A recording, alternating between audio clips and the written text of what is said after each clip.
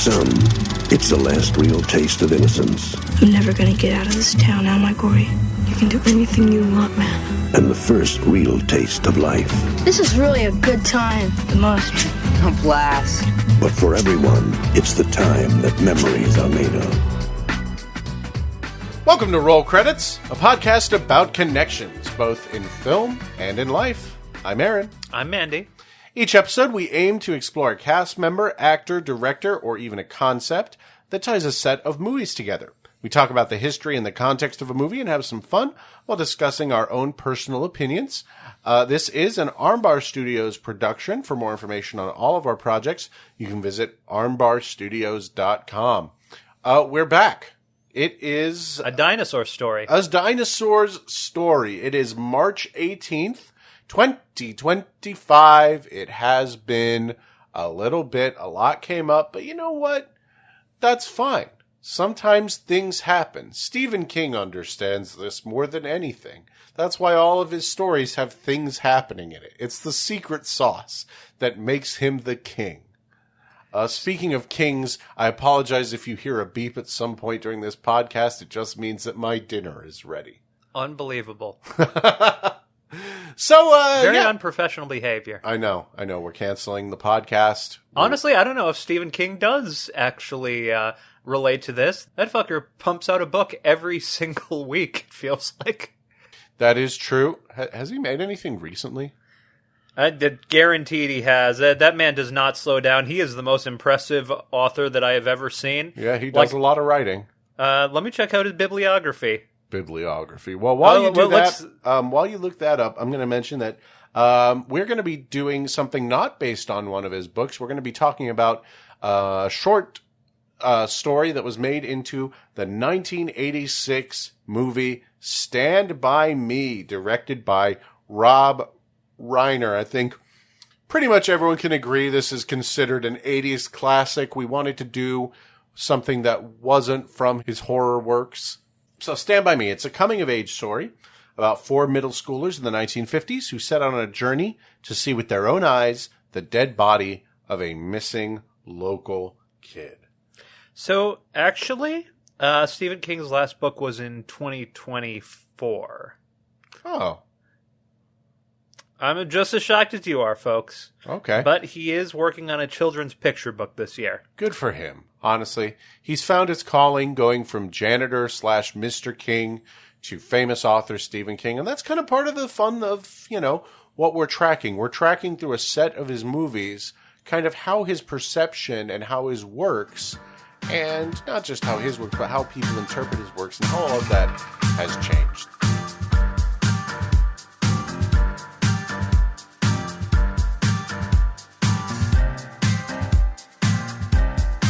Had you seen Stand By Me before this? Oh, absolutely. Okay. So my own personal history with this one, I actually rented this as an early middle schooler when I was really too young to appreciate it. I was maybe about like 11 or 12. Okay. 90% of what I remember is the ending and then the Lard-ass Hogan story. Yeah, which is the main thing I reference with it. We'll get to that. And I remember it was weird to me that they just named it Stand By Me. I can give special exception to movies where the song plays significance, like Jumping Jack Flash, or it's like a musical based on a brand like Mamma Mia. But it's weird to me that 80s and 90s just had so many movies that are just named after songs inexplicably. You have My Girl, you have Pretty Woman, you get My Boyfriend's Back, you get American Pie. And at least he fucks a pie in American Pie. Yeah, like he fucks the pie. My Boyfriend's Back has a boyfriend coming back, but they never use the song My Boyfriend's Back. One day we'll probably talk about that movie. It is beloved by all, and by all I mean us.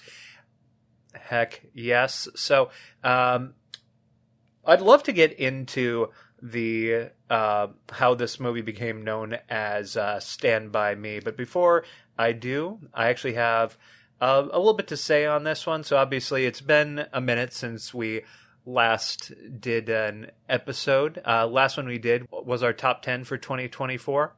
So in between episodes, we actually watched the movie Detective Pikachu for the first time. And in that movie, there's a scene where Angels with Filthy Souls is on the TV, which, if you don't know, it's the in-universe gangster movie that was created for 1990's Home Alone. Ah.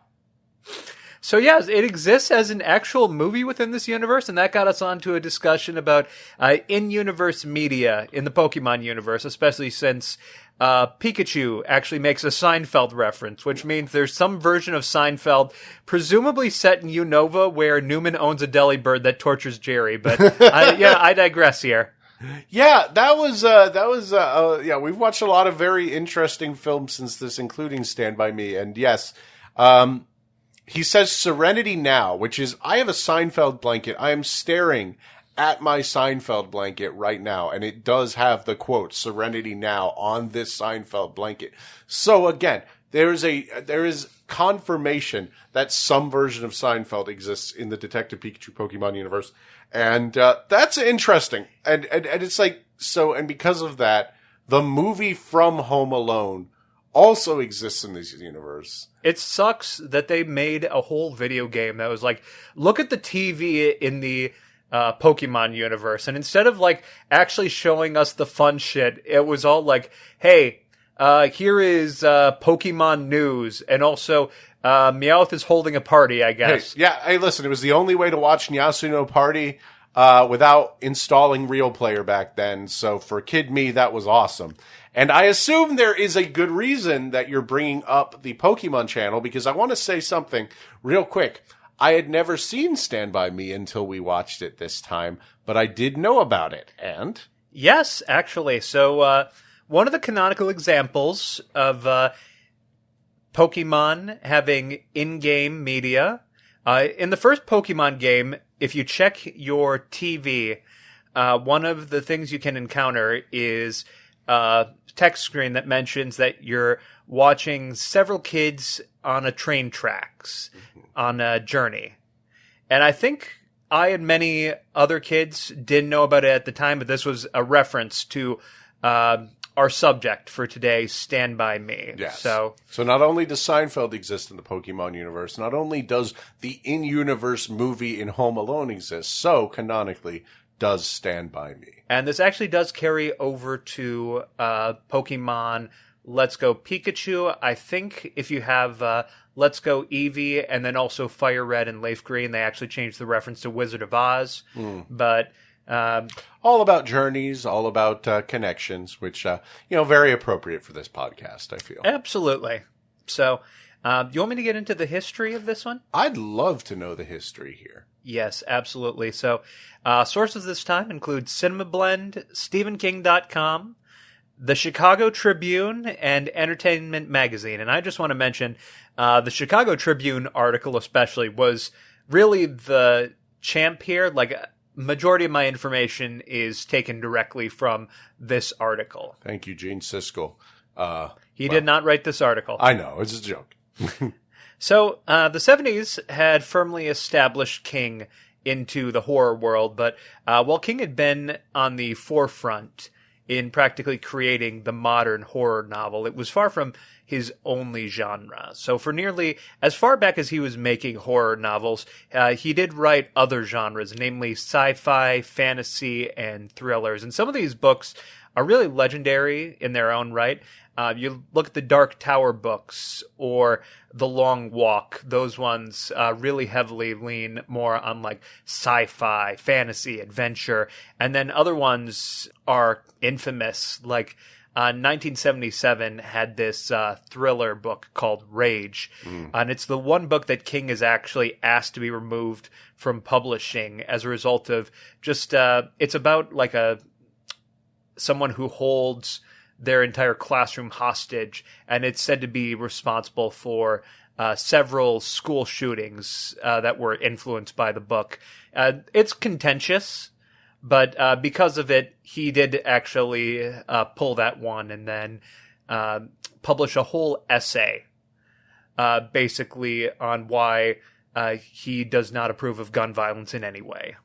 Now, King's biggest deviation from the horror genre would actually come in 1982, as it was that year that King published a short story collection called Different Seasons. And with every single one of those stories, it was based around one of the 4 seasons. So King has actually said in the afterword that this was sort of his response to being asked the question all the time, is horror all that you write? Huh.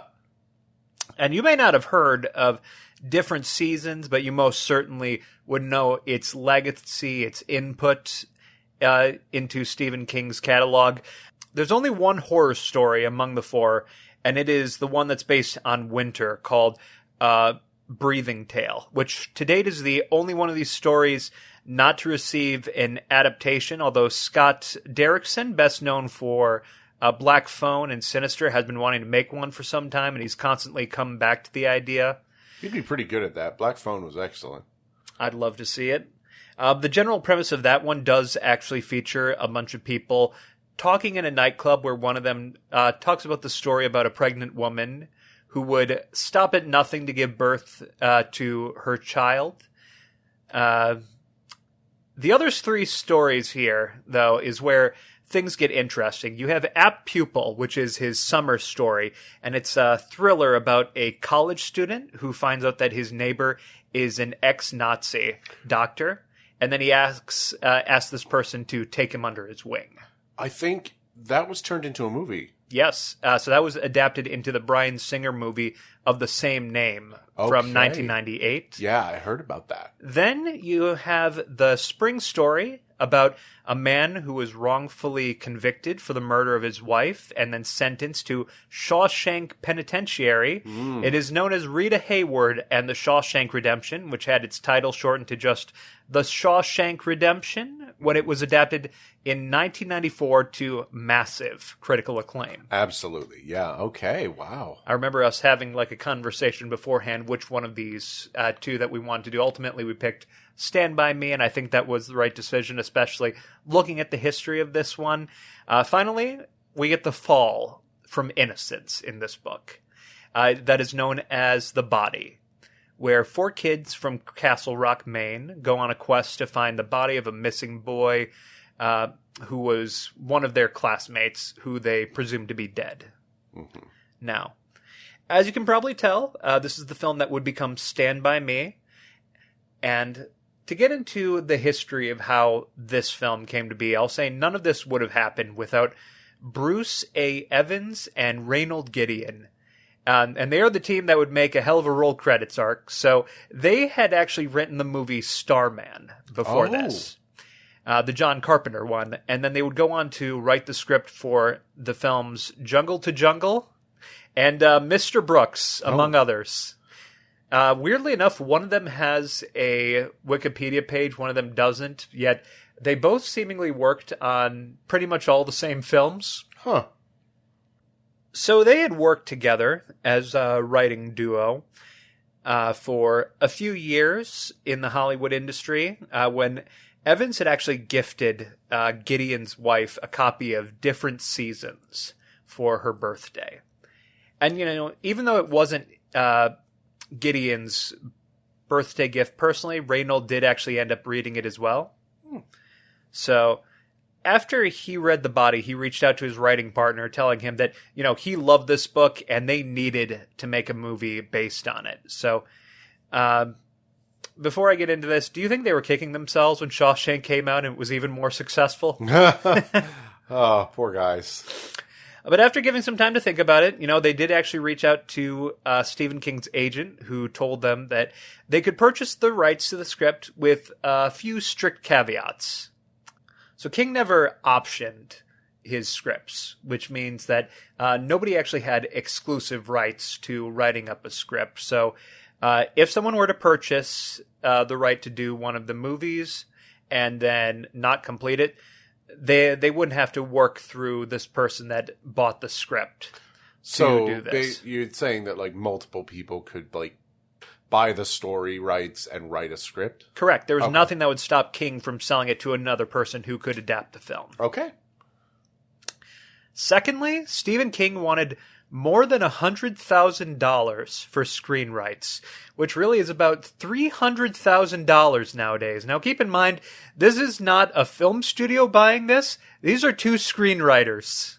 That's pretty crazy. Then finally, if that wasn't enough, he was actually asking for 10% of the film's total gross. Now, things are a little different right now, what with streaming and all that, but generally, when a film goes to theaters, half of the ticket would always go to the movie theater while half of it goes to the box office, which is why a film would always need to double its budget in order to break even.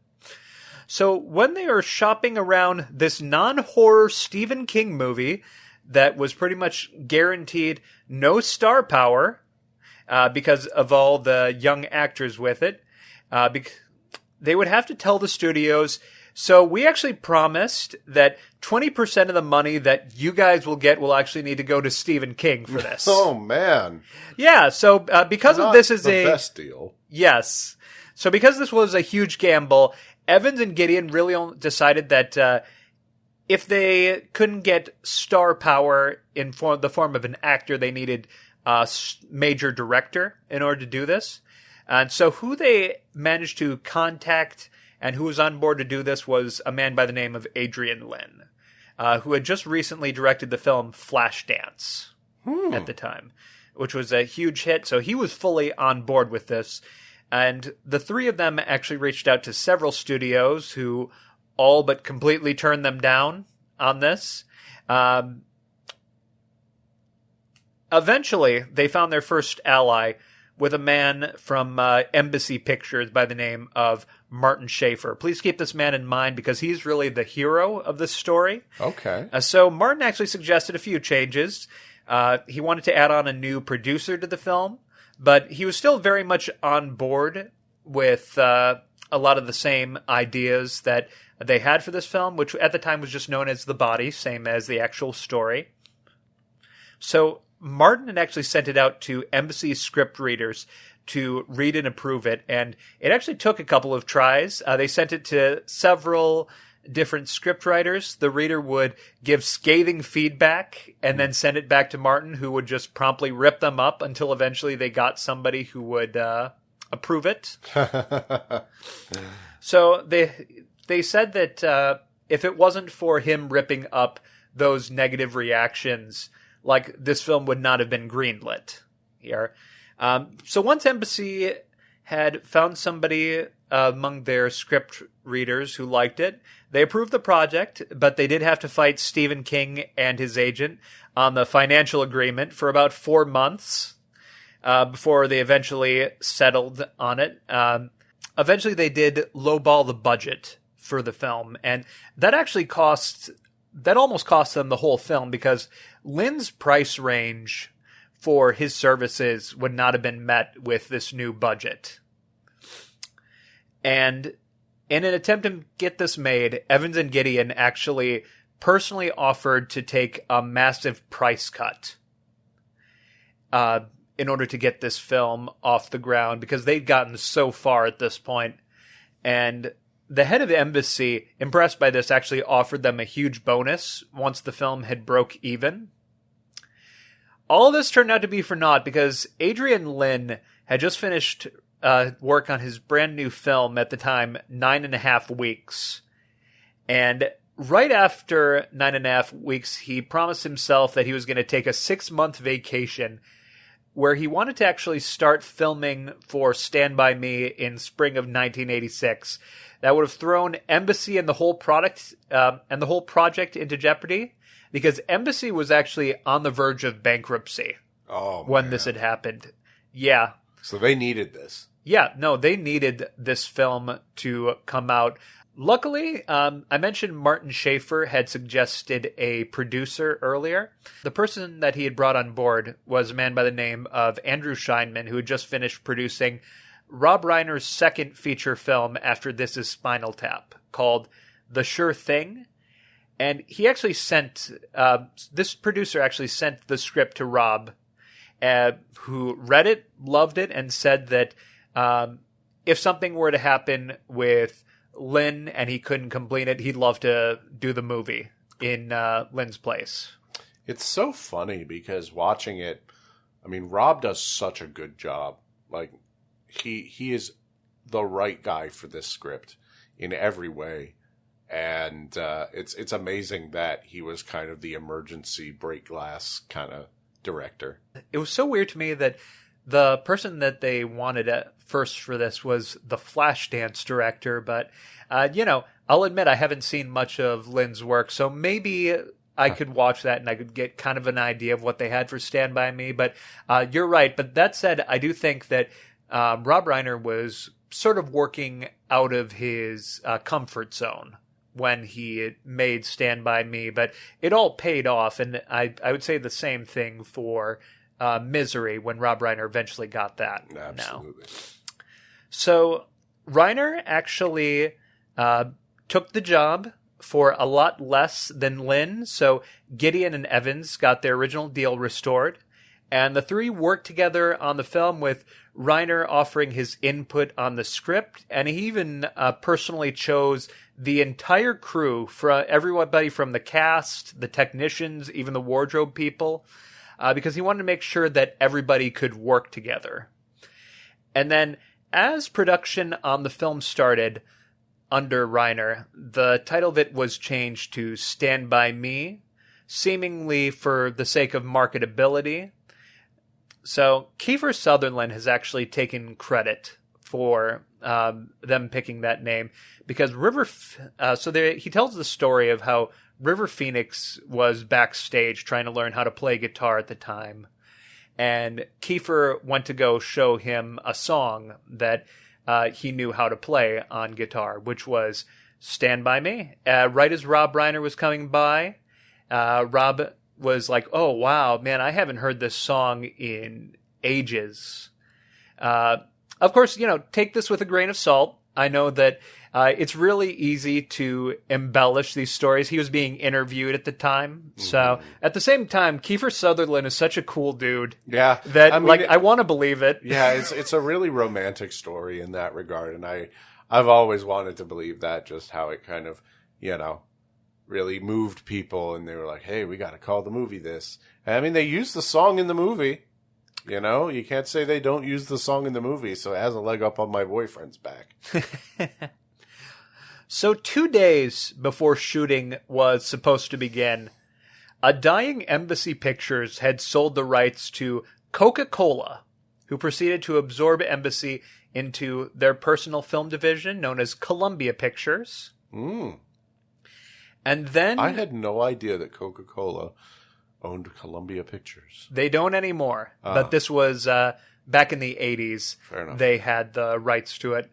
But yeah, they immediately took away the crew's budget because they just didn't care for this film. Ugh. And that was when Martin Schaefer had personally contacted the former owners of Embassy to try and get them to reverse their decision. One of them, a man by the name of Norman Lear, said that he believed in the film, and he personally paid $8 million out of pocket to get the crew and the film made in spite of Columbia's interference. Oh, that is fantastic. Thank you, Martin. Thank you, Martin, and thank you, Norman Lear. Yeah, so Norman Lear, man, I remember him. He was huge. Yeah, he made Sanford and Sons, All in the Family. Big sitcom guy. Is that the same Norman Lear? I'm pretty sure it's the same Norman Lear. Probably. You caught me off guard with that one, so I haven't done that much look into it, but I can believe it. Mm. Coincidentally, they actually wrapped up filming on the movie 3 years to the day of Karen Gideon's birthday, where the story began with her getting that book. And as for Stephen King himself, he attended a rough cut of the film, and he was quoted at the time for calling it the best film interpretation of his work that he had seen. Aww. So this film has quite a legacy about it. Obviously, I knew about it. I think it was probably my mother who had suggested this film to me as a really good film, as a really good movie for me to rent. Again, I think I was maybe a little bit too young to truly appreciate it, but even at the time, I remember really loving it, and it's fun getting to rewatch this and remembering all the scenes like Chopper. And it was fun for me to see it, fresh with fresh eyes. So I found it a really, really interesting watch because it's a movie that's kind of, moved forward in the culture, that is really stuck around, I think. I don't think it's unreasonable to say that it's part of the reason Stand By Me, the song, is so well remembered. Kind of gave it its second lease on life. So this is a weird story. Before this movie, I had thought that the song Stand By Me was invented for The Lion King.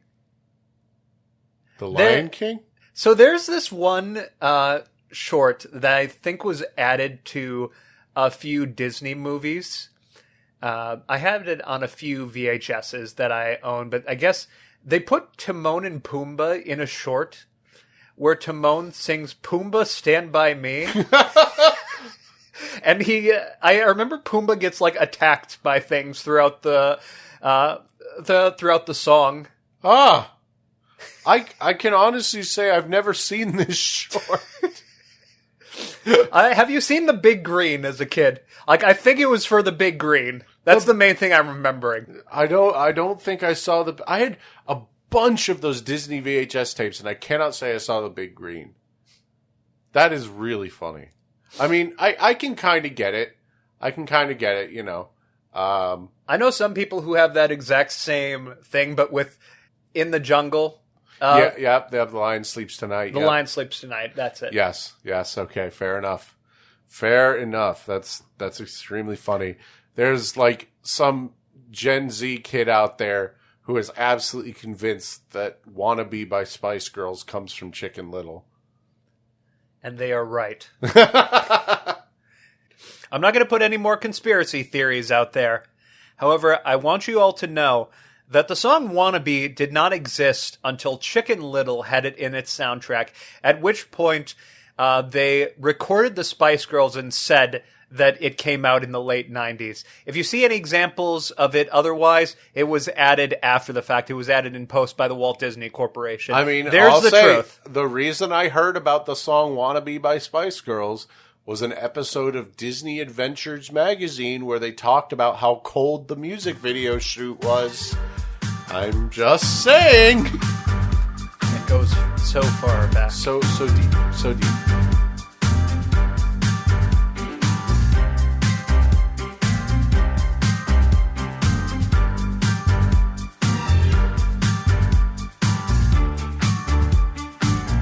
We're in a rabbit hole. Let us dig out. Are you ready to talk about how this movie was released physically? Please.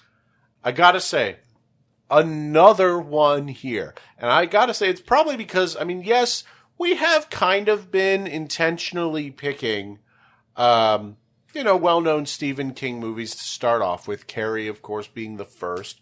Christine, at the very least, as the John Carpenter and 80s classic pedigree. This, another 80s classic. And as such, another excellent physical release. It is very funny that through all of this, your best physical releases so far are like Stephen King's movies, Tommy Boy, and Batman Forever, specifically. But, I can understand. So I'll just quote Martin Liebman from Blu-ray.com. Stunningly beautiful video and superb audio. He compares it to a Blu-ray that had come out about a decade before. There's a new UHD disc, a 4K UHD, because it's both 4K and Blu-ray. And it comes with, 2160p Dolby Atmos audio and a new collection of deleted and alternate scenes. The Blu-ray is the 2011 one, carries over all the legacy Blu-ray supplemental content.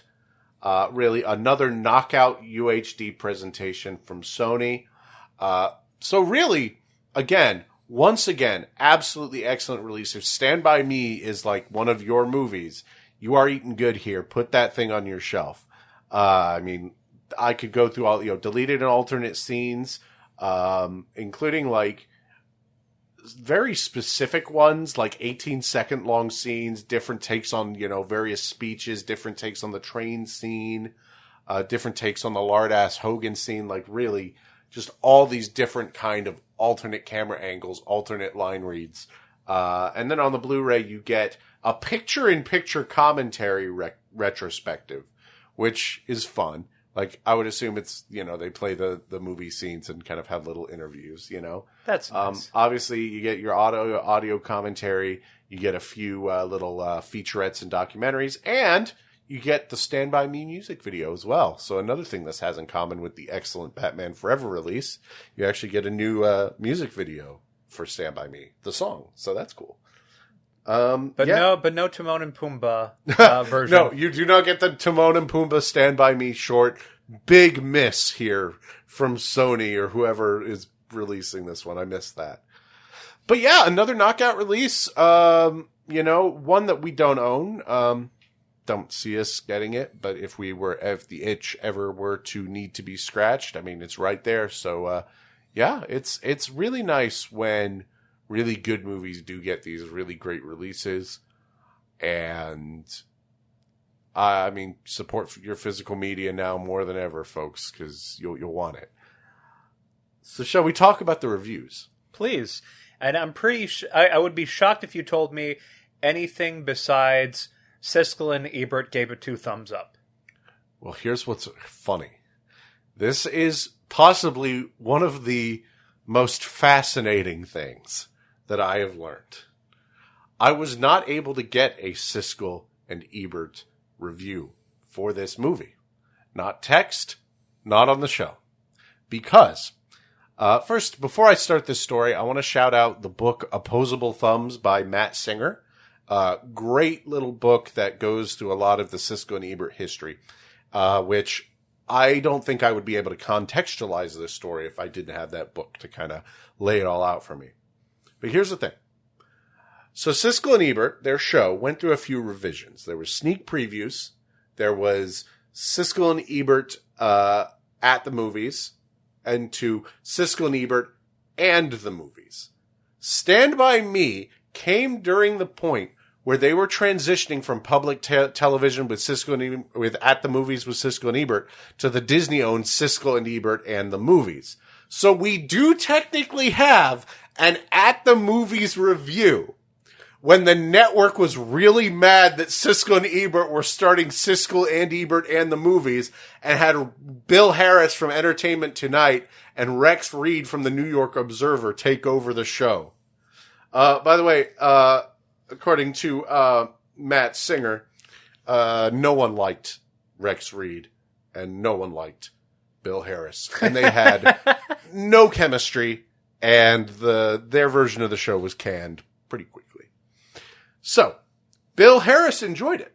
He praised it for its smart writing, being a rare example of a coming-of-age film he enjoyed, because he hated coming-of-age films, and made a point to talk about how he hated coming-of-age films. He says it's a nostalgic sleeper hit of the summer. He ended his review by saying that it brought back memories of boyhood, to the point that he wanted to give someone and I'm quoting him, noogie.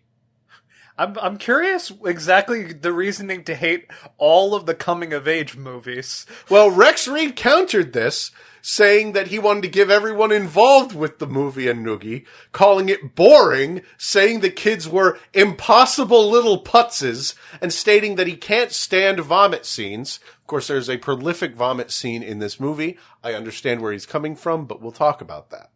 He's just mad there are no grown-ups. Like, he's really mad that there are no grown-ups in this movie, and says if you're a parent, you should be careful about letting your kids see this movie.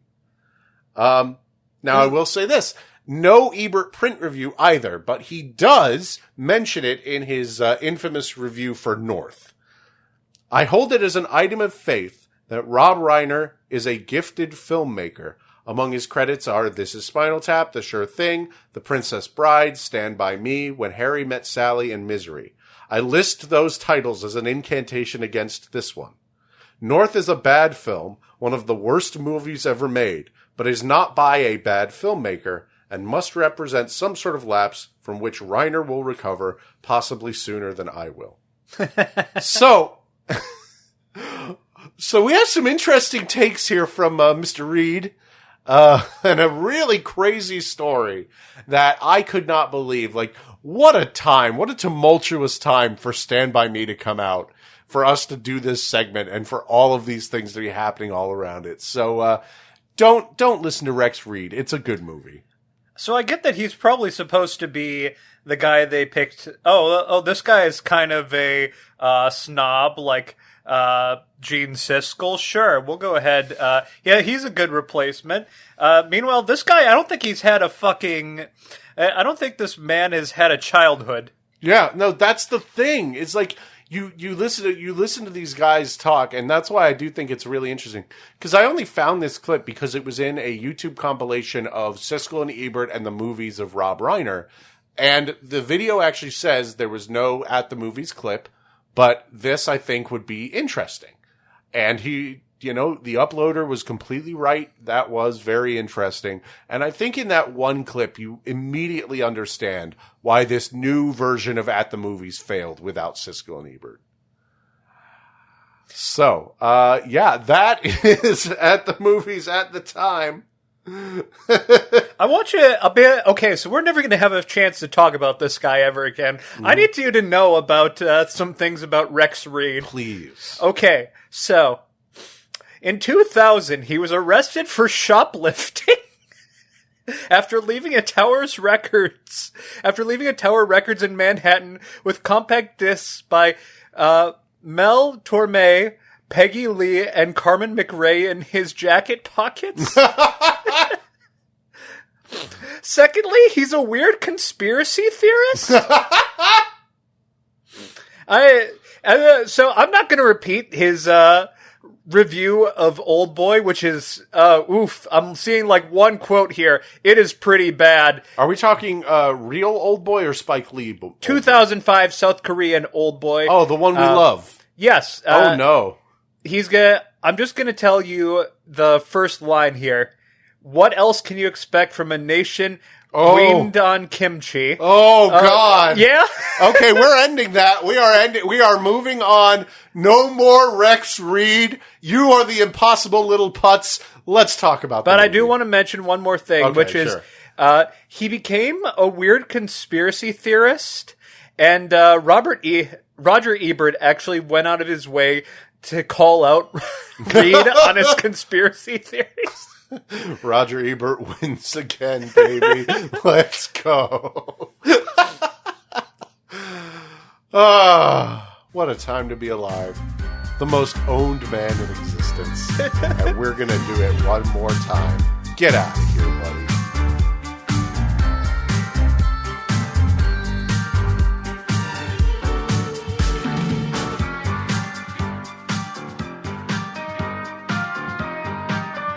So do you want to actually talk about the movie? Yes. Okay.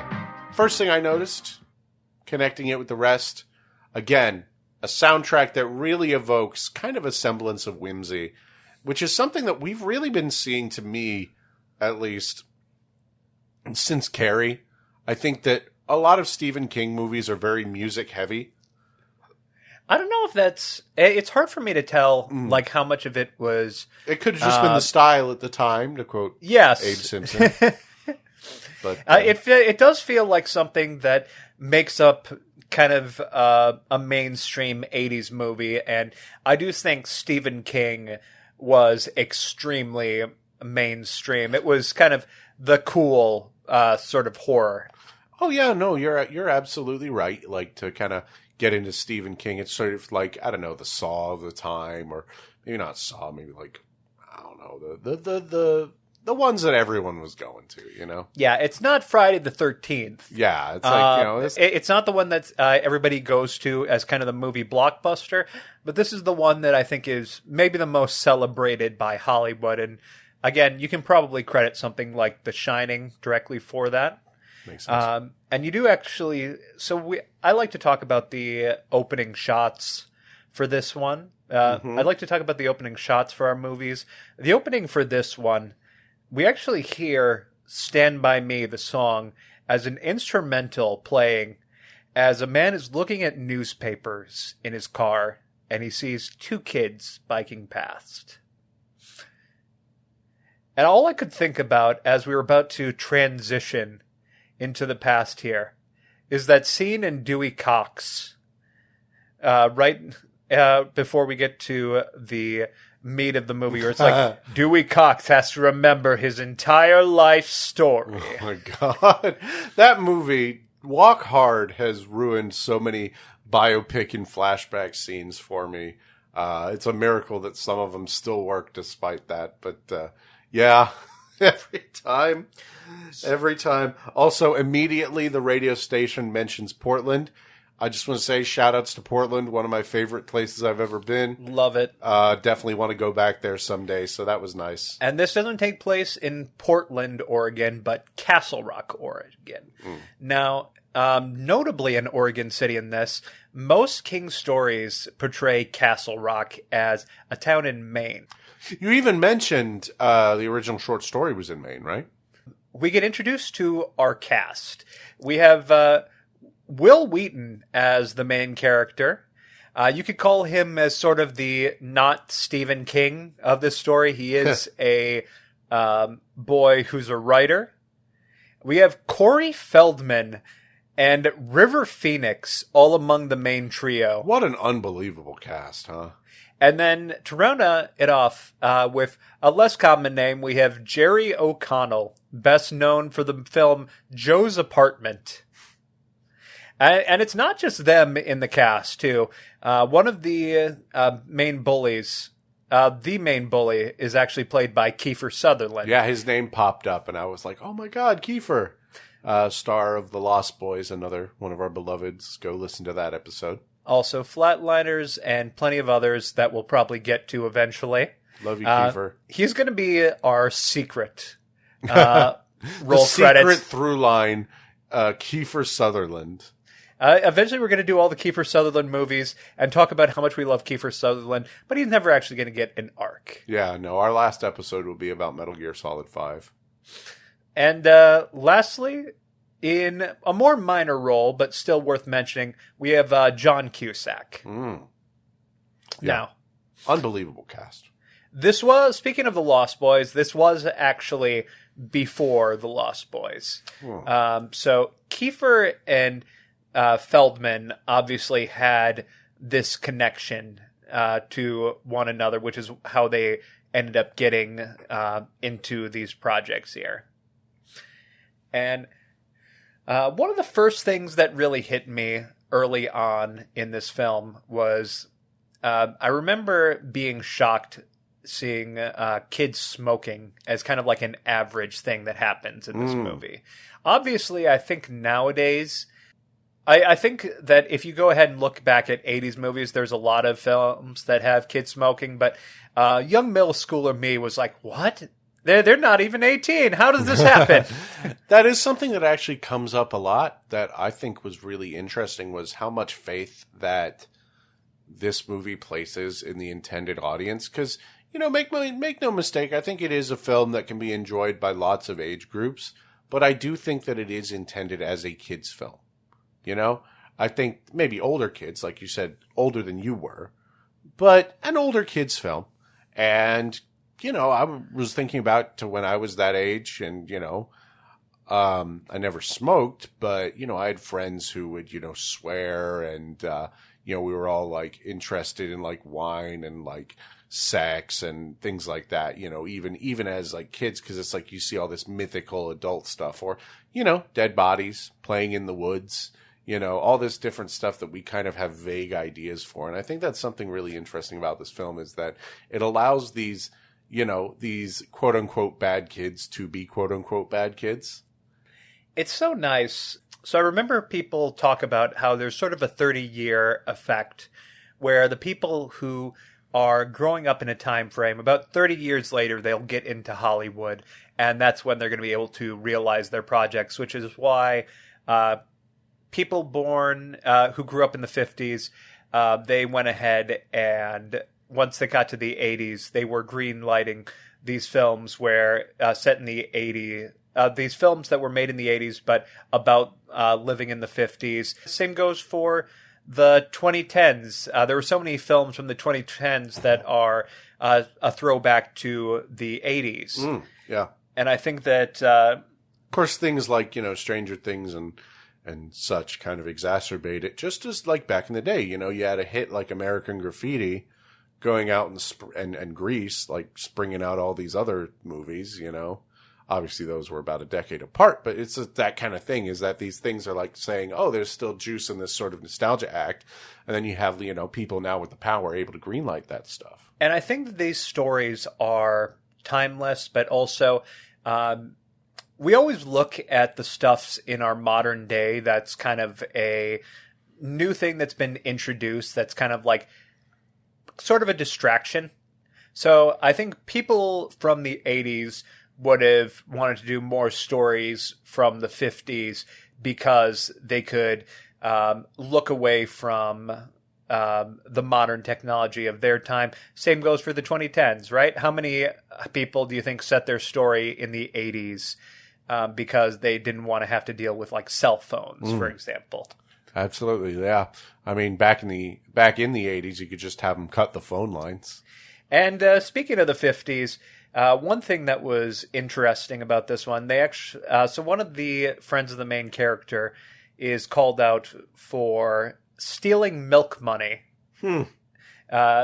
which is pretty much an archaic idea. I remember people talking about milk money as a kid, but yeah, I mean, nowadays, I mean, you could have that's not even money. like a thing. Yeah, you had lunch money, but like milk money, or the milkman. I mean, who has a milkman these days? So we get into the story. So this is Kiefer. I think at his earliest role that we've seen him, he is barely 20 in this movie, and holy shit, he is fucking amazing as the bully. Oh, he's so great. He is so great in this movie. He's a real shithead. I mean, but, yes, he is tasked as the bully, and he is a bully. It's amazing how well that he works in these, from playing both like the really cool bad guy and then also the really cool good guy. He's cool coded. He's just cool, man. That's the thing. Kiefer's a magnetic kind of actor. He's just really cool. People will be like, hey, Kiefer, put on this leather jacket and start smoking. And he does that. And you're like, man, this guy's so cool. I want to be a Kiefer Sutherland when I grow up. Sounds fun.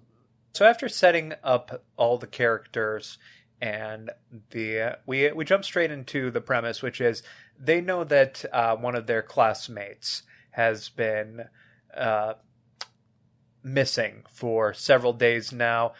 They overhear members of Kiefer's gang talk about how they found his body at the side of the road where the train tracks were. So one of the first lines, I believe, is, do you want to see a dead body? And what a great way to start a movie. And once they learn about this, it quickly becomes, okay, let's all get the gang together, and then they head straight to the train tracks. Almost no time wasted. Yeah, you immediately get the kids on the train, just like in Pokemon. The kids on the train tracks. And once we're here, holy crap. Rob Reiner gets so inventive with just his direction. The shots here are so much like paintings. We get a shot of the bridge that they initially cross right before they're about to go on this journey. And you can see down the end of this one that the road just seems like it goes on forever. Mm-hmm. And then like following this, there's this whole wide shot of the hill in the forest. And at the bottom of the screen, you see the kids all walking around it, singing to themselves, to kind of pass the time as they are looking for this clearing where the boy is said to be. Absolutely. And all of this really nailed kind of my two things that I was feeling just at the same time, one, it really did remind me of when I was a kid, and I grew up in Florida, and before they knocked it down to build some houses, there were some woods around my friend Tevin's house, and we would go inside those woods, and to us, like, that was endless. There were a billion trees, and you could keep going and find the ditch and find all this, like, abandoned furniture, and we would, like, make a little clubhouse. And that kind of reminded me of this, where it's like you kind of go somewhere as a kid with sort of this vague idea of what you might find, and it's just this sort of, like, other world, even though you're not really that far from your house, if you think about it. For us, we were, a couple feet into the woods, but we were deep enough that it was like, wow, this is a whole other world. And the other thing that kind of crossed my mind, absolutely with the directing, this feels like a movie you could study because it's, like, so inventive, but it also feels very intentional. I know that most movies you can pick apart, you can learn from, but I do think that there are some movies where you can really feel the fingerprints of the director on the frame. And that's kind of how I felt watching this, that you could feel Rob's guiding hand on the camera, metaphorically. There's a brilliant scene in the Steven Spielberg film, The Fabelmans, that I don't exactly want to spoil, but it is all about the question of where is the horizon. Mm-hmm. And it stars the late David Lynch in it. Yeah. And he gives out some very good advice to anyone watching that you can tell Rob is following. Maybe he got the same advice someday too, but you never know. God, and it's crazy to me that Rob Reiner was this good, considering this is maybe not as well known, but he is an actor turned director. He was best known for the role of Meathead in All in the Family before he ever joined before he ever was a director. Oh, it was definitely Norman Lear then. Yes. But that's really interesting because to me it's very funny because to me Rob Reiner's always been a director because This Is Spinal Tap was a big movie for me as a kid. And then for me it's The Princess Bride and this one. But he did that. He did When Harry Met Sally. He did A Few Good Men. Like just excellent films that we grew up hearing about or watching, all directed by Rob Reiner. And I think also, that there's more movies that you mentioned when you were talking about the Roger Ebert review. I think what's amazing, too, is like the range of this one. I know that we talked about how these some of these directors, you really get a feel for what they are about with their pictures. I think with somebody like, say, Steven Spielberg, his films are all about a sense of adventure and sort of reclaiming these... Sort of the whimsy of childhood. Yeah, the kind of the whimsy of childhood and... you can... And even, like, old film as well. Yeah. Sort of, how did this make you feel? And you see that from everything from Indiana Jones, which that and that's also George Lucas's baby too, but those ones are just clearly tributes to old school film serials, to stuff like even AI with artificial intelligence, which aren't really his most well-acclaimed film, but also it tells the story of, Pinocchio, this very common kind of kid's fable. Right, yeah. I don't think it's a coincidence that he called the Fabelmans the Fabelmans. The Fabelmans is a great movie, by the way. Yeah, just very shockingly good.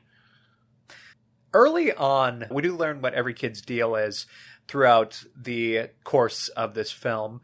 So Jerry O'Connell, his character, you can call him kind of like the chunk of the group. He's the one that is trying really hard to be one of the guys here, but he's usually the one that ends up just annoying the other ones the most. Yeah. I mean, that's the kid dynamic, you know? And then you have Teddy, which is Corey Feldman's character. Very early on, a train passes by, and he is the depressed one of the group, the one who's struggling with the most mentally, and he threatens to kill himself by not moving from a train as he knows it's coming by. Eventually, one of the other kids has to push him out of the way.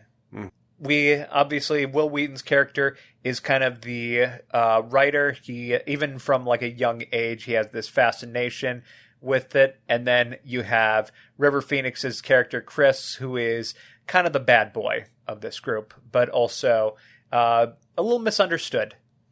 It is amazing how good River Phoenix is even here. I mean, what a career that guy had. What a collection of films he was in. What a series of roles. Really tragic story. But man, he is so good in this.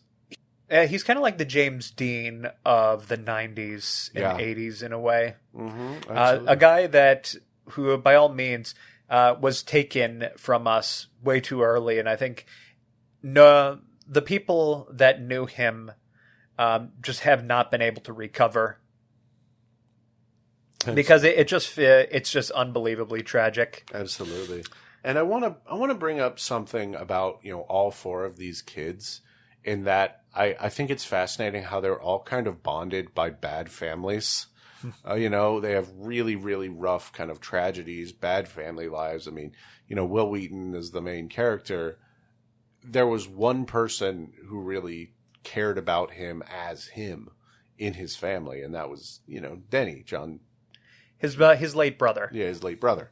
And they really show that through these really beautifully shot scenes that are just so achingly tragic. And again, I think it's really cool that this movie doesn't shy away from this sort of sadness, this melancholy that, I think is very important to the story, because it is sort of this whimsical adventure, but it understands that, for the whimsy to, as Bob Ross puts it, for the light you need the darkness, and for the darkness you need the light, and I think that that's just really, really good. And I mean, all four of these kid actors really just absolutely act their hearts out. Just a fantastic emotional connection to all of them here. I will say, following these this scene where Teddy threatens to kill himself, we actually get to check in on Kiefer's group. Great Balls of Fire is playing on the car radio as they are hitting mailboxes with a baseball bat. And God, is it fucked up to say I've always wanted to play this? Oh yes, no, it's a mess. But I mean, again, going back to my kind of childhood days in Florida when Jackass was a big thing, I remember very clearly my friends trying to get me to yell obscenities at passing cars because we saw Johnny Knoxville do it. And it's just that kind of stupid mischief you get up to as a kid. And I think it's important. I think a lot of the important things about this movie is kind of showing sort of how far that can go in the wrong hands. When does mischief stop being mischief? And kind of coming to grips with kind of the concept of mortality and the idea that, one day these days will end. And I think that's really a lot of fun. And I think by kind of showing all of these things for what they are, it's kind of how this movie kind of explains itself and explores itself. And it's pretty cool.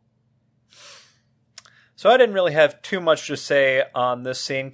I'll say Kiefer did get typecast a little after this, I think, because I think there's actually very little that separate his portrayal of the bully here by the name of Ace, and then something like, say, David from the Lost Boys.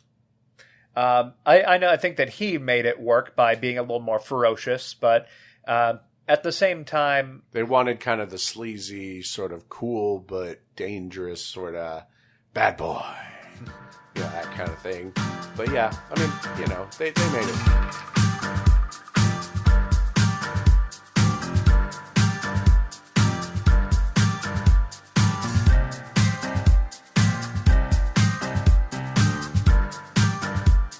And following us checking in with them, we get introduced to maybe one of the more well-known scenes. So they hype up that they're going to go over to this junkyard where there is a water spout, mostly because very early on in this expedition, they realize that they are running low on supplies. So they think to go to this junkyard in order to get some water for themselves. Now, the junkyard is very infamously owned by this crabby man and his dog by the name of Chopper, who is said to go after anybody's who's because of the fact that this is kind of this is well known among the kids. There's obviously going to be rumors about it, and the rumor is that he's trained his dog to go after balls and bite them off.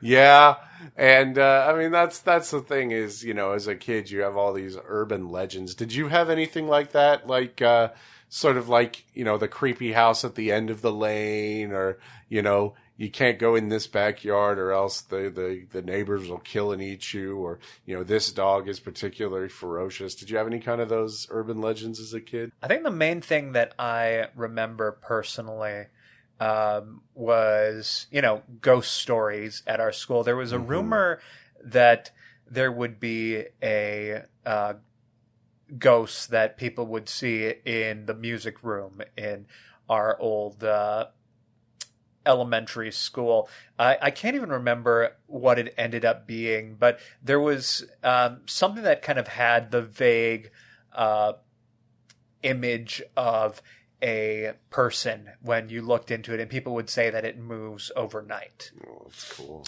But it was so well known that they actually made a small play based on that before I left for middle school. So that's fun. Little Famicom Detective Club rumor. That's cute. We didn't really have a lot of that, but I know that I did spread a few rumors just kind of as a joke. I did manage to print and distribute flyers in high school accusing the new vice principal of being secretly Wilson Fisk, the kingpin. Listen, he was a really large man, and when he arrived, we suddenly got a really big increase in our budget and started going on a lot more field trips. I'm just saying, the evidence spoke for itself. I'll be honest. Now, I don't know how he felt about this. Part of me feels like if I was accused of being the kingpin, as long as I wouldn't piss off any actual Wilson Fisks out there, I would absolutely go for this image of myself. I would not tell people no.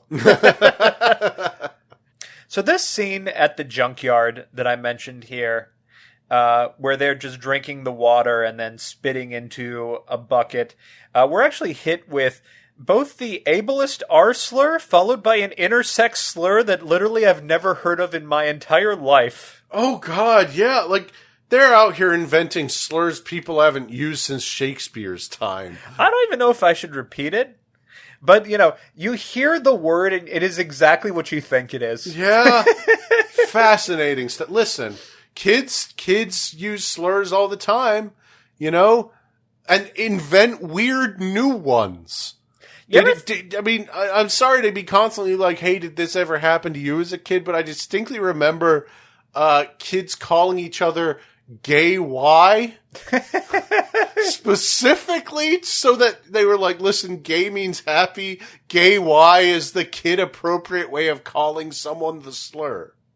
Yeah, have you ever thought about the fact that this was just kind of the standard for movies aimed at kids in the 80s and 90s? I'm not going to get on my high horse about these films, mostly because, to be honest, majority of the time, especially if they're slurs that can be used against me, like, I don't really have a problem with it. I just find it funny most of the time. Oh, God. The scene in Wild at Heart where Nick Cage just randomly drops the F slur is absolutely hilarious to me. But it's still funny. We rewatched it the other day. It's still funny. But I think it's fucking hilarious that, like, in stuff that was kind of like kids movies or coming of age movies, family movies, they would just go ahead, have them using slurs, smoking, using guns. They use a gun in this movie, and there's, you see it in this. You'll see this in Teenage Mutant Ninja Turtles. You'll see this in like the Monster Squad. It didn't matter. Bring up Monster Squad, yeah.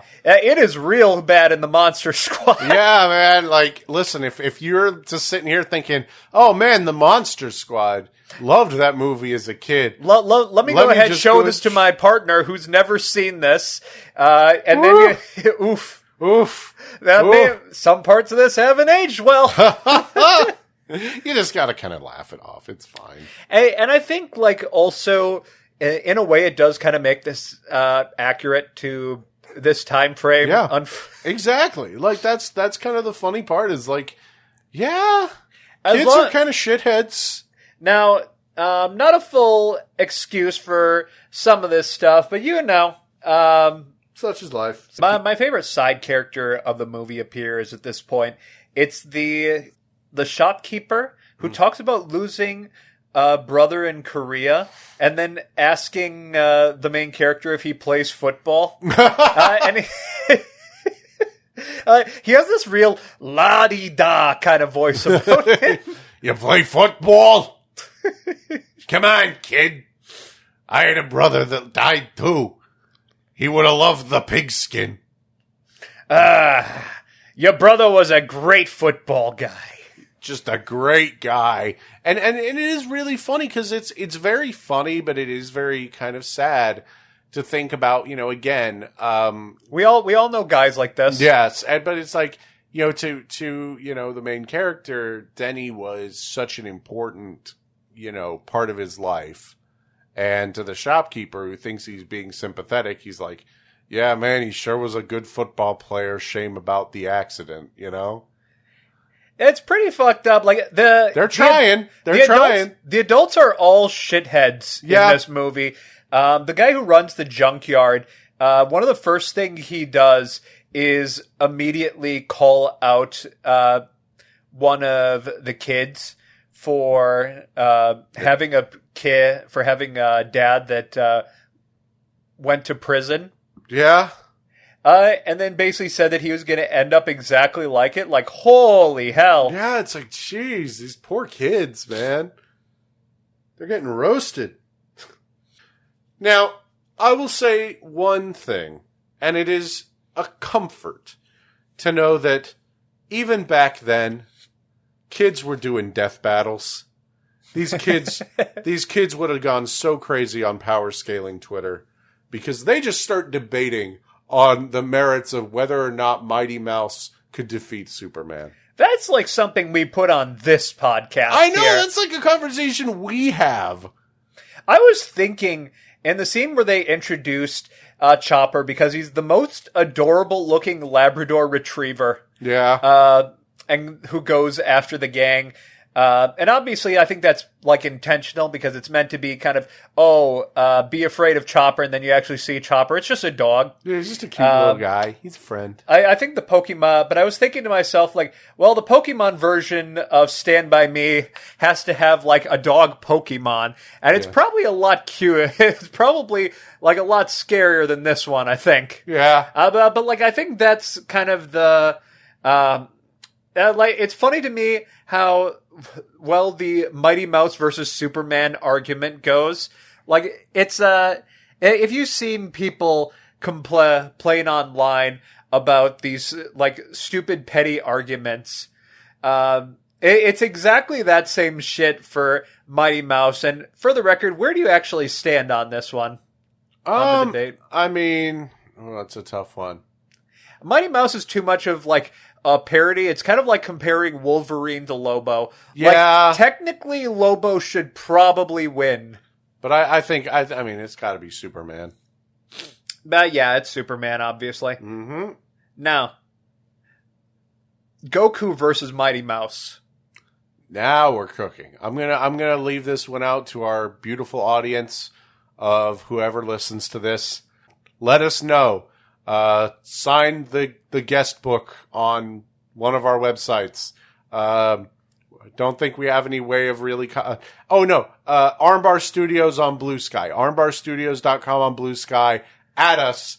Who would win, Goku or Mighty Mouse? Give us that. Now, I think the funniest part of the Mighty Mouse versus Superman debate is at one point it like splits off. Like two of them are talking about the Mighty Mouse versus Superman discussion, and then the other two are talking about how Gordy is going to leave them behind and go to a good college. It's what one of the other kids wants, while Gordy is like, well, no, I love all you guys. Like, this very touching moment is happening at the same time as this. And that's life. To me, that is all what life truly is all about. And it's a very, very, very sweet moment. It is a very, very, very nice scene. I really love Gordy he starts like running himself down about his writing, and just the phrase "that's your dad talking" is uttered, and it's such an emotionally impactful line. I do have to wonder, especially after seeing a lot of Stephen King's works where he portrays writers, I have to wonder how much of that is at least a little autobiographical, especially knowing The Shining, I think there's a reason that, abusive parents constantly come up in his work. I think that's really interesting.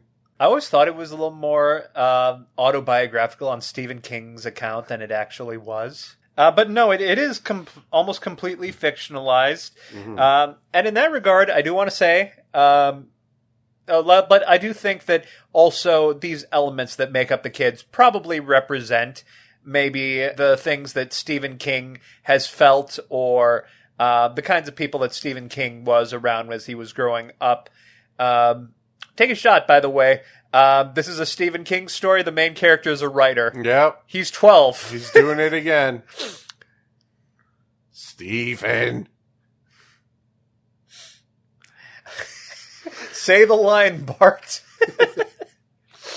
Before we move on to maybe the most infamous part of this movie, we get to a big tense scene on the bridge, and it makes this feel stupidly tense. This is a rickety bridge that is slowly giving away as they're walking about it. It kind of is like the scene in Shrek. Yeah. This is the one time you'll ever hear Stand By Me compared to Shrek. But for real, what I mean by that is it is almost cartoonish how bad this bridge is. It's so tense. Like, it is masterfully shot to give you maximum tension here. Well, we see as two of the kids are left behind because Vern, he drops a comb that he brought very early on, thinking that, if we find them, we'll get interviewed for the news and we'll want to look good. So let me go ahead and bring the comb. Hey, listen, his heart was in the right place. In order to make this easier on himself, he tries to crawl on all fours, but just ends up being extremely slow. And because of this, the train ends up coming right as they're about halfway down the bridge.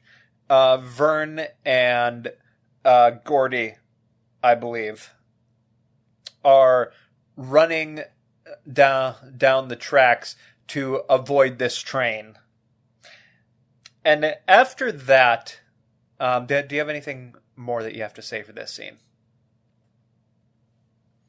It is probably the one moment where you're wondering for a moment, oh, are we going to go ahead and kill these kids here? But I admit, yeah, like it's just so tense, and they do such a good job at putting these kids in peril that you're like, oh no. I think this is the part where Stephen King looked at this scene and was like, oh yeah, he could make Misery.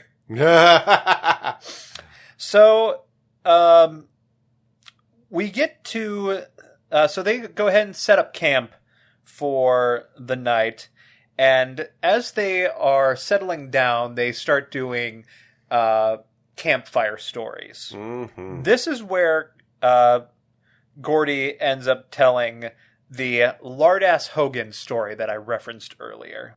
Lardass Hogan was someone who was essentially made fun of by the town for being overweight. So one day he enters a blueberry pie eating contest. I want to, real quick. Yes, go ahead. I want to say about this scene a few things. Before we get to the climax, I'll talk about that. But one thing I really appreciated about this scene... it's probably what I was going to mention, too. It's very over the top with its descriptions. And it's very obviously a story being told by a kid. And I love that. Because there's, like, little inconsistencies. There's stuff like, you know, the entire town sort of, you know, in unison making fun of this guy all of a sudden. Like, there's a lot of, like, things that are not really built to... And then there's stuff that is definitely built to, and it's like, you kind of know, you know, that a kid wrote this, a talented kid, but a kid, you know, who is nonetheless not quite all there when it comes to how you quote unquote should write a story. It exists in a different universe from anything else in this movie, so it's obviously like an intentional decision. And it's very cool how all the little things they do to show that. The way the Lardass Hogan story goes, as he entered the blueberry pie eating contest. But before he got on stage, he drank an entire bottle of castor oil and a raw egg to make sure that he would vomit all over everybody on stage. It's funny because I thought castor oil was usually a laxative, but I digress. So... the fun part about this, once we get to the actual vomiting scene, they are all vomiting blueberry pies. Yeah. Even the people who weren't a part of the pie eating contest. So I want to say this. I hate vomit. Like, I do not like, not just vomiting scenes, but I just don't like it.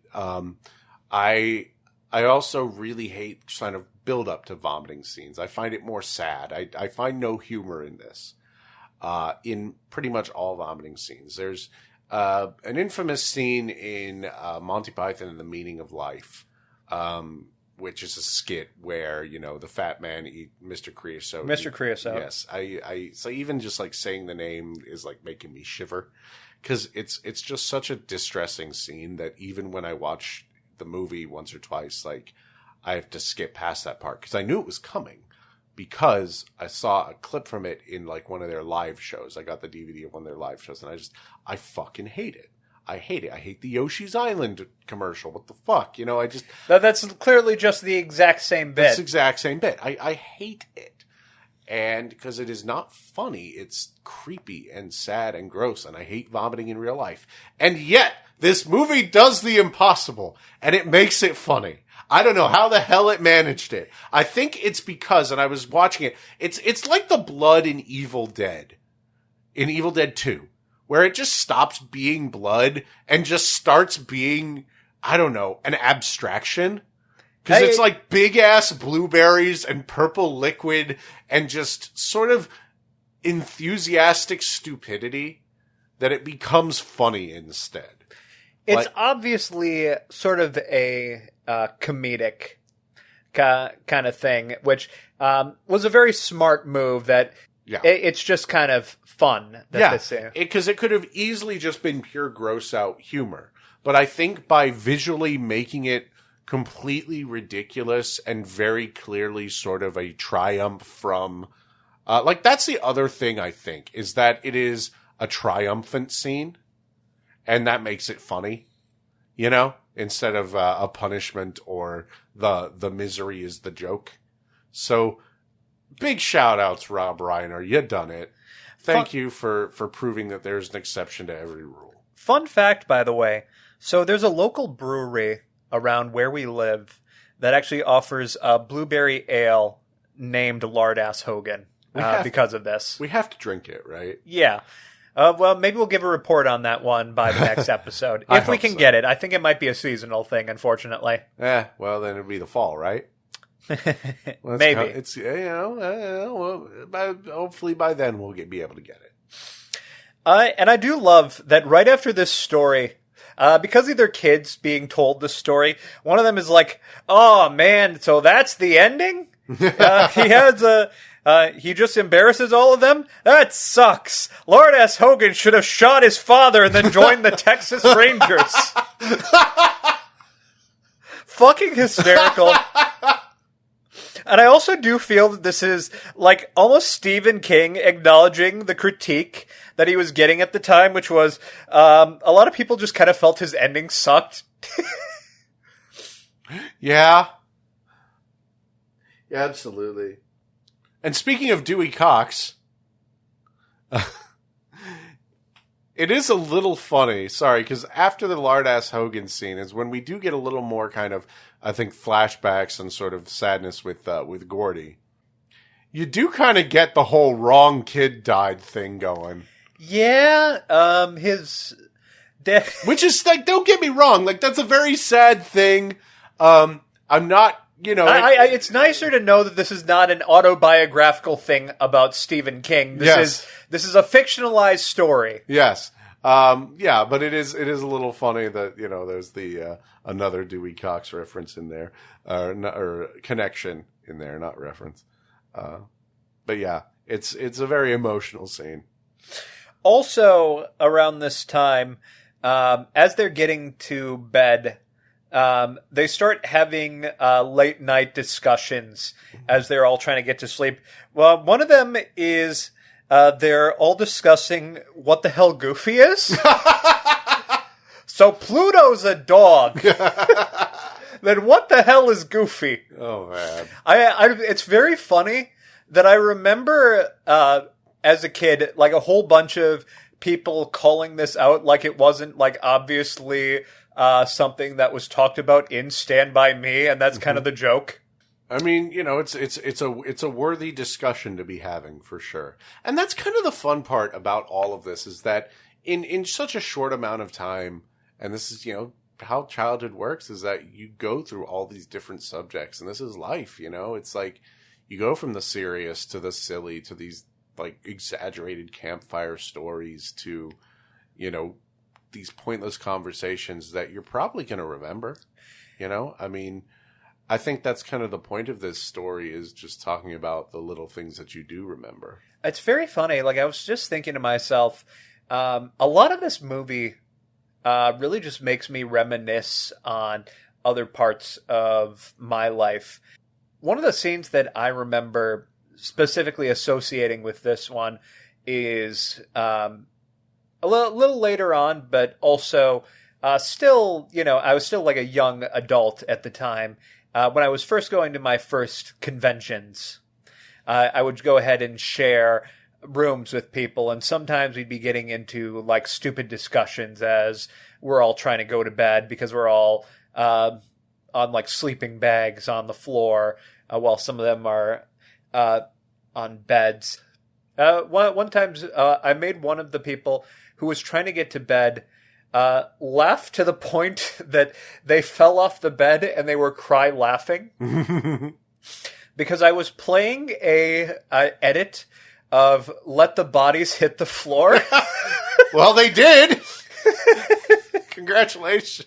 And I think that this is exactly kind of the charm of this movie is it's all about it's a very much a fictionalized story where you care about these characters, but also it's just something that's utterly it's something that comes from a place of nostalgia.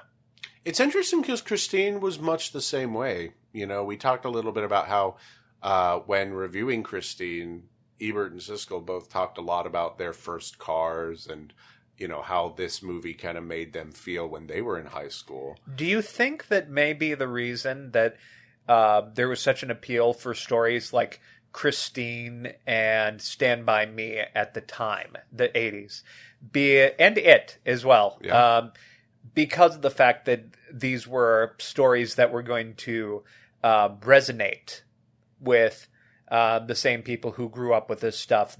So the people in Hollywood, like what kind of stuff they would typically go for a Stephen King story, the stuff they want to adapt is the stuff that allows them to, in essence, go back to their childhood. Mm-hmm, absolutely. And I think that's why there was such an appeal among the audience as well. We've already said, it's very similar to the 80s boom that recently happened, where, people kind of are, during scary political times, people crave the comfort of what is familiar. And, I mean, the 80s was the Reagan era, and now we're, in an era very similar. So it doesn't shock me, And I think that's sort of an appeal of, so far, every King story, I think is made of two things. Is, yes, there's the real or mundane fear, but I do think a lot of this, and this is something that all of these adaptations have really hit on in some regard, is the element of nostalgia. In Carrie, it was like, being the unpopular kid growing up, In Christine, it was, the car and being, the kid with the car, the cool kid driving the streets, In this one, it's being a kid, going on some kind of adventure, learning something about yourself. I also think part of it is, at his heart, Stephen kind of sees himself as sort of the small town eccentric guy. I know that he was popular as a kid, but at the same time, he's sort of a weird, down-to-earth sort of guy in real life. Mm-hmm. And most of his stories, you can kind of get that feeling. He has this sort of love for the world, and it's fascinating to see all this stuff kind of come across.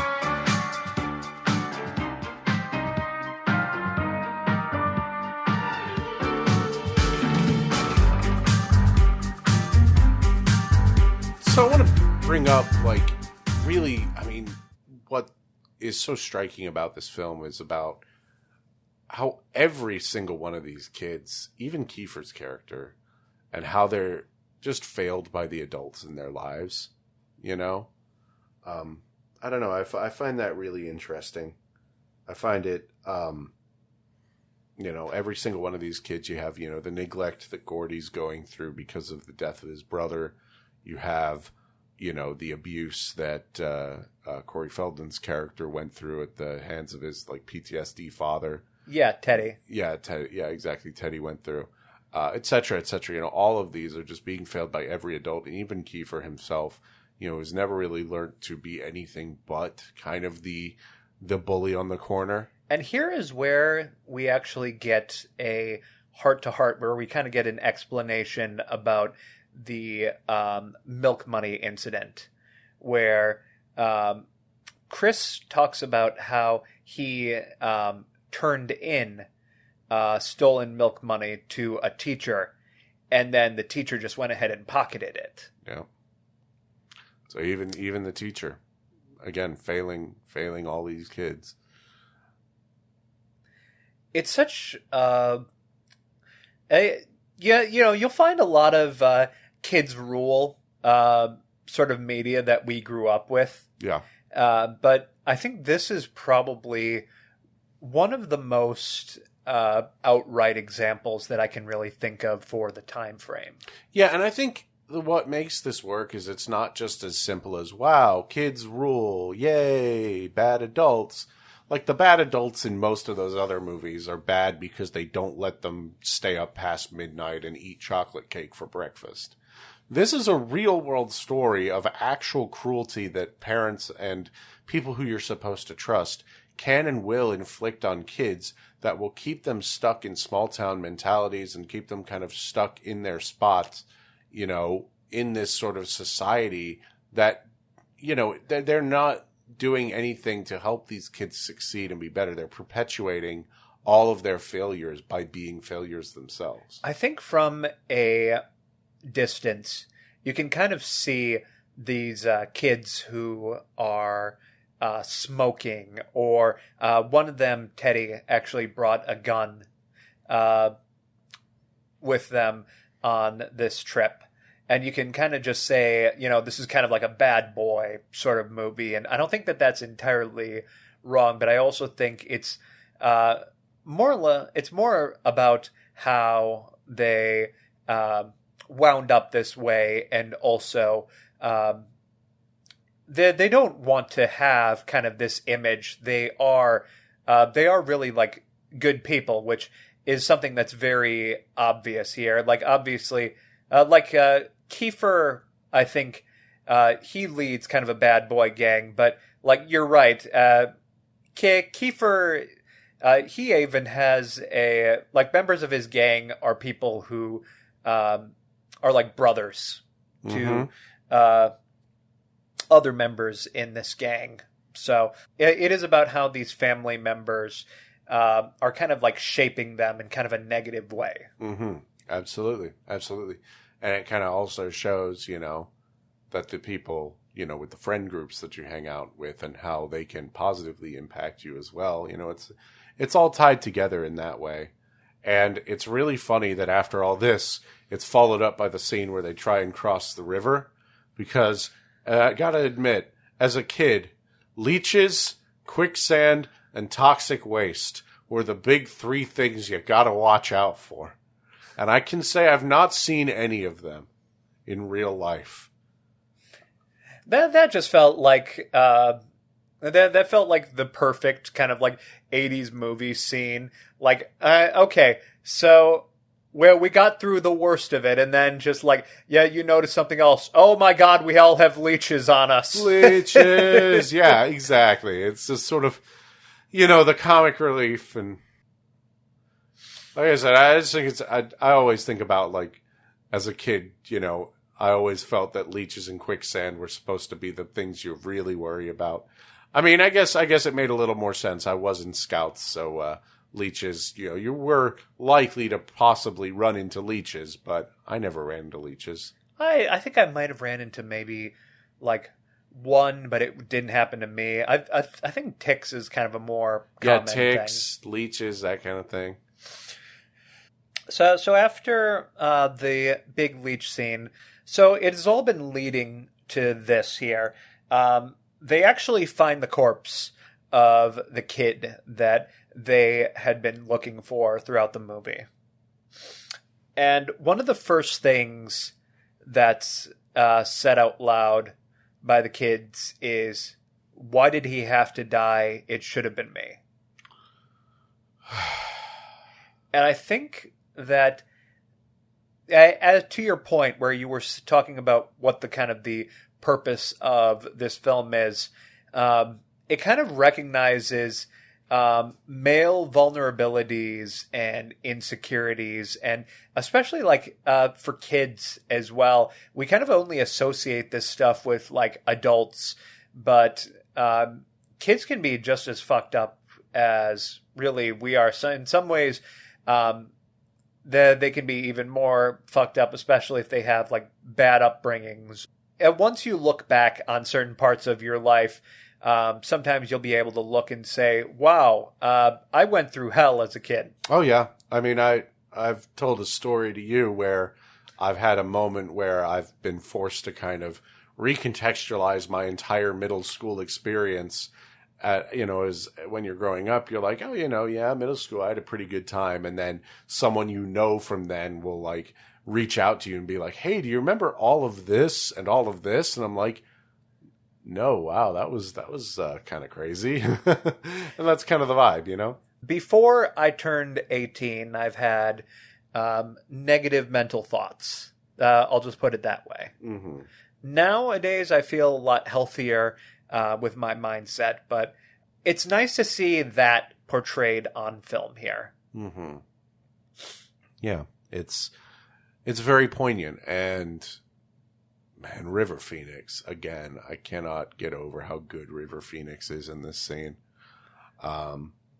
Absolutely incredible. And Gordy breaking down and crying. Like, Gordy, man, like, this is the climactic part where, like, I think, seeing the body and kind of coming to terms with what death really means for him. It's something that's been building all movie. And it's such an incredible climax.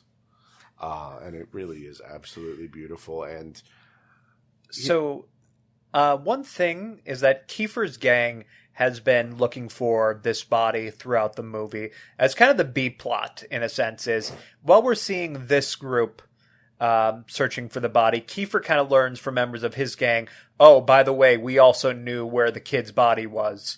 And of course, these are older kids. They have a car, and they have kind of a similar mindset to these kids, which is maybe we'll get famous if we find this person, or maybe we can, maybe they're still alive and maybe we can rescue them. Now that's kind of the mindsets of the kids. Meanwhile, for the teenagers, they're almost certain that he's died. They just want to get kind of the recognition for being the ones to find this kid. Mm-hmm. So Kiefer tries to get credit for this. Of course, he has a car, but he needs to go ahead and scare off the kids, who are the first people to find the body. So he actually pulls out a switchblade, which leads to the group pulling out the gun that was brought along to scare Kiefer off. Mm-hmm. As they always say, never bring a knife to a gunfight. But that is kind of how this whole movie wraps up. Ultimately, they do decide not to come forward, and they go ahead and put a tarp over the body and let somebody else find it. But it ends up being a memory. And it's fascinating because this movie takes place over 2 days. Yes. 2 days. And I've always loved these kinds of stories. Stories that take place over such a compressed amount of time, but in that compressed amount of time, an entire lifetime happens. I mean, that's why American Graffiti was one of my favorite movies. I love the entire concept of, queer temporality and just experiencing all of this in such a short amount of time and how much that can impact you. And it really is something very beautiful and very, very melancholy, very sad because, we all have those things where, we look back and it's like, well, that was really a week, 1 week out of 52 out of, however many years that is. And yet it can mean everything in the world to you. And I think that's beautiful. We get a nice little wrap up for the ending of this film where they talk about where everybody ends up. Obviously, we know where Gordy wound up. He is the main writer for this story. And it was at this point I realized, so I wrote down in my notes, this is the Halloween Ends ending gone right. But also, I think that was intentional because I do know, if I know one thing about Halloween Ends, it took pride in the fact that it was based around a lot of John Carpenter stuff. And after taking directly from Christine, from which we did last time, I have to wonder if maybe he was thinking kind of a Stand By Me thing. Ooh. Unfortunately, the way they write Jamie Lee Curtis in Halloween Ends is not from the perspective of a writer. If it is, it's an extremely bad it's extremely bad nonfiction that Jamie Lee Curtis, the beloved protagonist of the Halloween series, has been writing throughout Halloween Ends. Yeah, listen, Jamie, you're not going to get published. But this isn't a podcast about Halloween Ends. We can talk about Halloween Ends. But no, that's very funny. Yeah, I didn't make the connection, but I definitely think that there's something there. And then the final moments of this film, as Gordy is right on the final few words of his book and trying to figure out how he wraps this up. His son talks about how he wants to head to the swimming hole with his father. And he leaves with the words that in the end, he never had any friends later on like the ones he had when he was 12. Jesus does anyone. And god damn, that hits so hard for me. Yeah. For all the complaints that I've had for Stephen King endings, the final scene of this one, fucking beautiful. Oh, it is. And it hits even harder for me as an adult. Absolutely. And it really, like you said, it really does kind of go to show. I mean, how much of this podcast did we spend reminiscing about the people we knew when we were 12, you know? On a lighter note, you notice that one of his kids has a towel that is patterned like the lesbian flag. I think this means something. Yes, the 2005 or so lesbian flag. I wonder why Stephen King just asked Rob Reiner to do this. No, this is probably a Rob Reiner call now that I think about it. All right. Oh, and the credits font is very similar to the one that they used in Christine.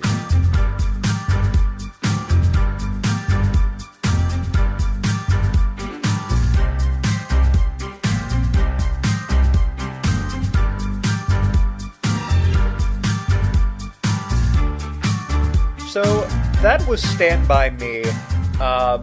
We talked a little bit of its impact, both the reviews at the time, its reference in Pokemon, the Lard S. Hogan Ale. The one thing I also want to mention, Brownsville, Oregon, where a lot of the film was shot, actually has a yearly Stand By Me Day full of activities, not the least of which is a blueberry pie eating contest. Of course, castor oil optional.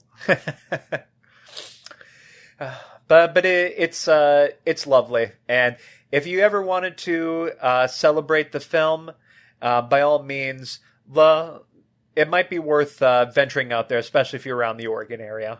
I mean, that sounds pretty fun to me. Really wonderful little film. Definitely, I'd say a shock. You know, I mean, I expected a good movie. Its reputation preceded it. But it really is a very good movie, huh? Yeah, you know, I always joke about this. Just one of my absolute favorite movie reviews was by our friend Brooks, of course, 12 Angry Men, where he said, "You watch a movie considered a good movie. The movie is good. Thank you, movie." And that's how I feel about this. Thank you, movie. I think it's going to be hard for any movie after this one to probably have the same emotional impact, admittedly. And that's not downplaying some of our movies coming up here, except for The Mangler. I'll downplay The Mangler. I won't downplay The Mangler. I'm staking it now. That's going to be our best movie. In fact, I forgot to say this at the top of the hour, but you know what? I'm saying it now. That's right. Our entire catalog of films for this particular arc where we talk about Stephen King adaptations. Again, it's been so long, I forgot to mention that. We've done Carrie. We've done Christine. We've done Stand By Me. Next up, another Rob Reiner film. We're doing Misery. Named after the Maroon 5 song. Oh, yes, of course. Then we're doing The Mangler. Not named after any song. Then we're doing It. Not named after any song. But that's what we're doing. We're doing them all in Stephen King adaptations because that's our arc. Okay, better late than never. That's what I say. All right. This has been a very different episode from us. I'd say a lot of this is more or less kind of a jam session, I would say. But I love it, actually. Yeah.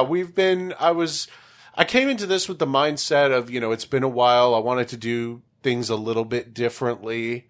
So tell us what you think. Again, armbarstudios.com on Blue Sky.